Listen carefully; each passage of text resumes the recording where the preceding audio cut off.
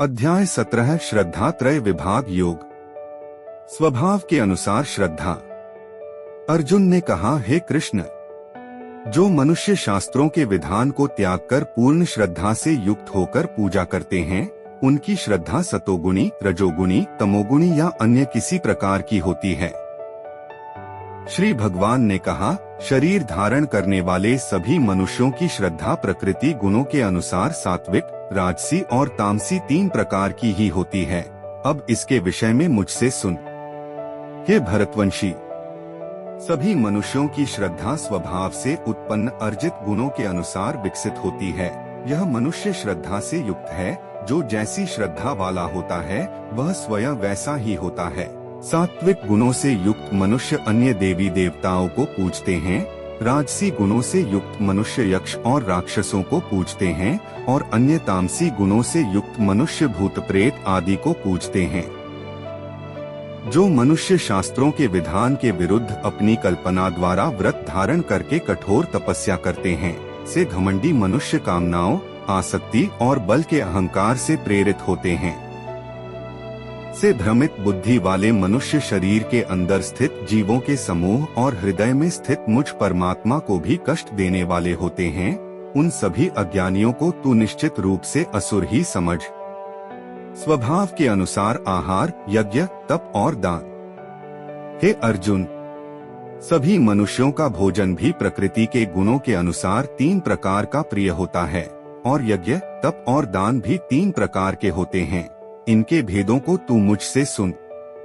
जो भोजन आयु को बढ़ाने वाले, मन बुद्धि को शुद्ध करने वाले, शरीर को स्वस्थ कर शक्ति देने वाले, सुख और संतोष को प्रदान करने वाले, रसयुक्त चिकना और मन को स्थिर रखने वाले तथा हृदय को भाने वाले होते हैं, ऐसे भोजन सतोगुणी मनुष्यों को प्रिय होते हैं।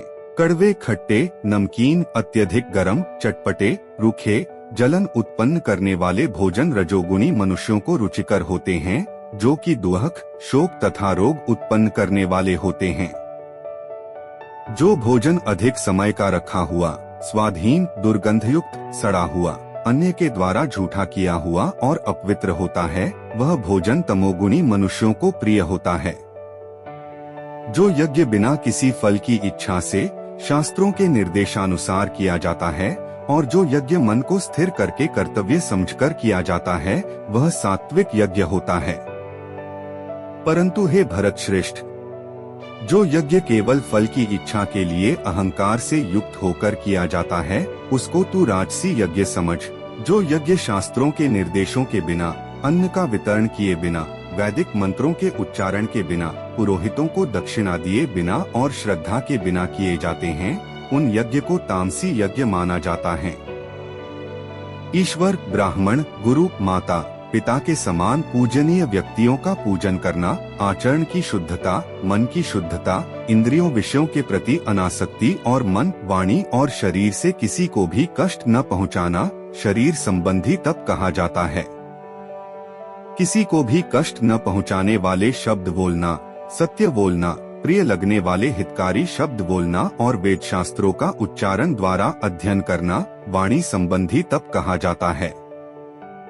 मन में संतुष्टि का भाव, सभी प्राणियों के प्रति आदर का भाव, केवल ईश्वरीय चिंतन का भाव, मन को आत्मा में स्थिर करने का भाव और सभी प्रकार से मन को शुद्ध करना मन संबंधी तप कहा जाता है।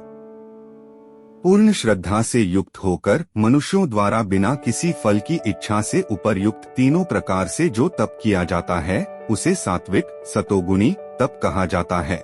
जो तप आदर पाने की कामना से, सम्मान पाने की इच्छा से और पूजा कराने के लिए स्वयं को निश्चित रूप से कर्ता मानकर किया जाता है, उसे क्षणिक फल देने वाला राजसी, रजोगुणी तप कहा जाता है। जो तप मूर्खतावश अपने सुख के लिए दूसरों को कष्ट पहुंचाने की इच्छा से अथवा दूसरों के विनाश की कामना से प्रयत्न पूर्वक किया जाता है, उसे तामसी, तमोगुणी तप कहा जाता है।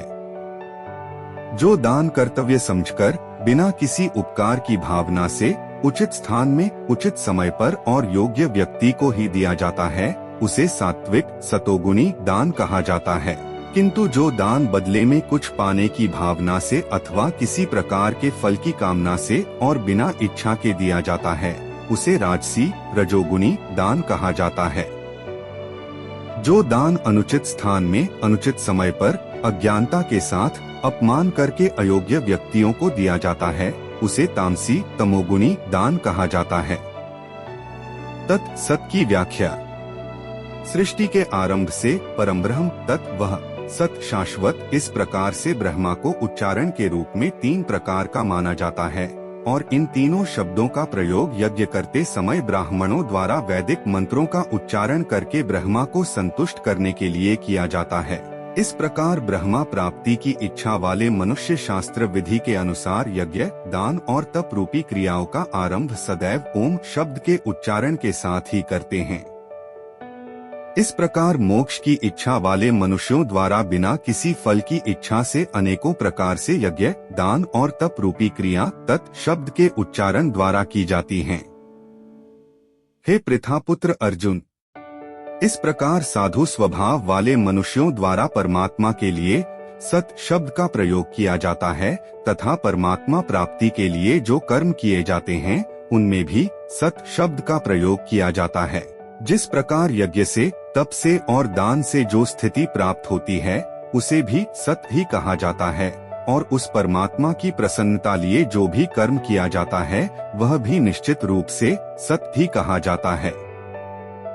हे पृथापुत्र अर्जुन, बिना श्रद्धा के यज्ञ, दान और तप के रूप में जो कुछ भी संपन्न किया जाता है वह सभी असत कहा जाता है। इसलिए वह न तो इस जन्म में लाभदायक होता है और न ही अगले जन्म में लाभदायक होता है। इस प्रकार उपनिषद, ब्रह्म विद्या तथा योग शास्त्र रूप श्रीमद् भगवद गीता के श्री कृष्ण अर्जुन संवाद में श्रद्धात्रय विभाग योग नाम का 17वां अध्याय संपूर्ण हुआ।